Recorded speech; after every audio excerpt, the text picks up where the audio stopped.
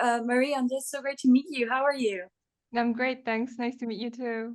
Congratulations on the show. It's incredible. But what I love about the Monsterverse is that there's a sense of timelessness in Godzilla since it was created in the 50s, 54, if I'm not mistaken.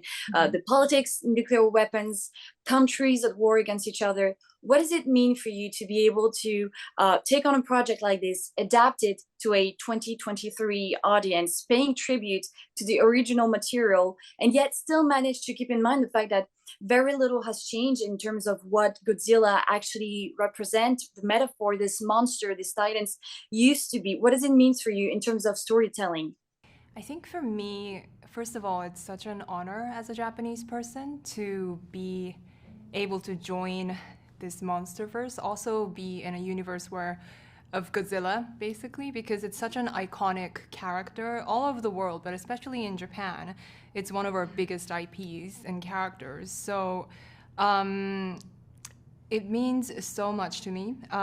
Growing up in Japan, you sing the theme song of the original Godzilla movie whenever something scary is happening or somebody scary is coming. You kind of sing da da da da da da, and it's so much like a part of the zeitgeist growing up. So it feels surreal to be able to play a character inside that universe and also play a woman in the 1950s in the era that Godzilla originally was created. So it's definitely like an amazing full circle moment for me. And yeah, to be able to play somebody who represents sort of compassion for these monsters means a lot to me also. What about you, Anders? Hey man, I just like running and jumping from monsters, and then all the cool metaphor history stuff is like icing on the cake, you know.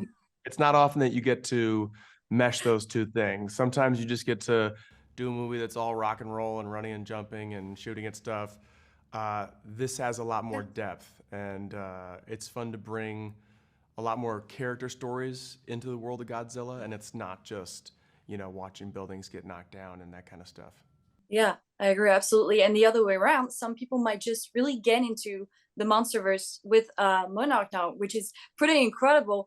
Yeah. They might want to go back and watch the original stuff, realize that not much has changed actually. So were you so you were fans of this universe before, obviously, but do you find that the way you see it, the way you interpret it, has changed since staring in the show?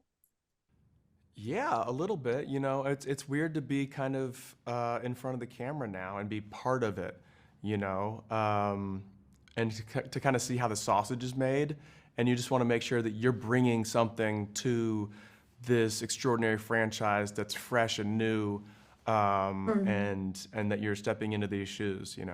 Yeah, and I also feel like it's so much fun to get to play these characters at the beginning of the Yeah. sort of the origin story of Godzilla. The humans Yeah. are just finding Godzilla. Yeah. We get to play the moment we discover it, and sort of there's so much excitement and mystery in the discovery. So getting to embody that is such a privilege, I think. Yeah. I'm always curious to know what impact a set has on storytellers like you, on directors, writers, and actors. In Monarch, you're literally just traveling the world, facing so many dangers. Sometimes the danger isn't the tiniest, actually. It's just, going to Alaska or the desert, the jungle for you. I wanted to know how big of an impact the set had on you as actors, as performers, and as storytellers.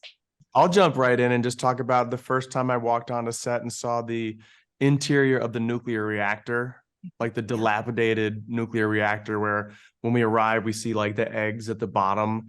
And I was like, oh, this is for real. I'm not even gonna have to do any acting. Like we are Yeah. inside a nuclear reactor, roll cameras. Hmm. Oh, incredible. What about you, Mary? Yeah, I agree. People ask, did you get to act with Godzilla, any of the Titans? And the answer is, of course, no.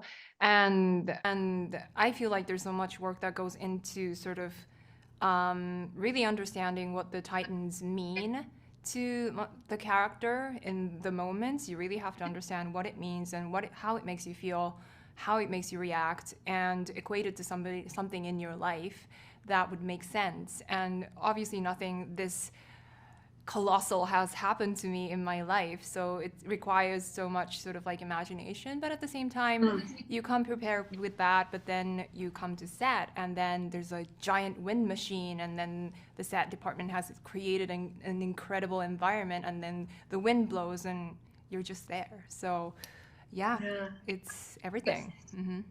Yeah, it seems incredible. And Mary, I've got a question specifically for you this time, because the scene, I mean, this interview will run after the episode airs, so we can dive into some spoilers right now. The scene where when Kiko finds out that she missed so many years of her life when she's stuck in the realm, you and Kurt Russell were absolutely so heartbreaking during that scene.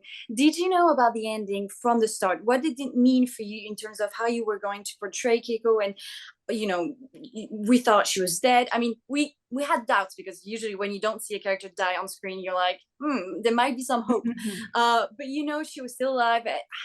What did it mean for you in terms of how you were gonna tackle the script? I was told from the beginning that yes, she does seemingly die in the first episode, but she's gonna come back.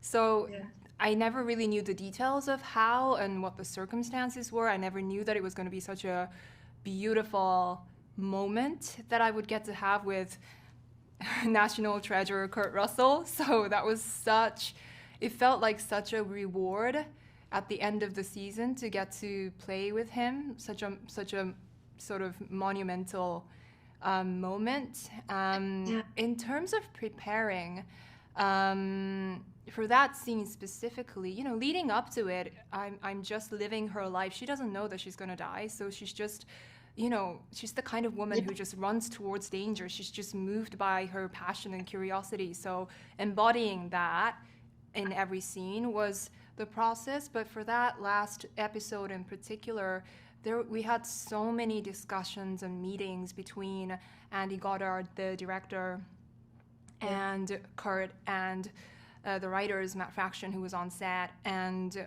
so many discussions of like, Kurt and I were also able to, add things that we felt that we would want to say, the characters would want to say to each other, which felt so truthful, like grounded in that moment. And I think those added more sort of evoked more emotional responses in each other as well. So we really played off of that of each other. Again, it's such an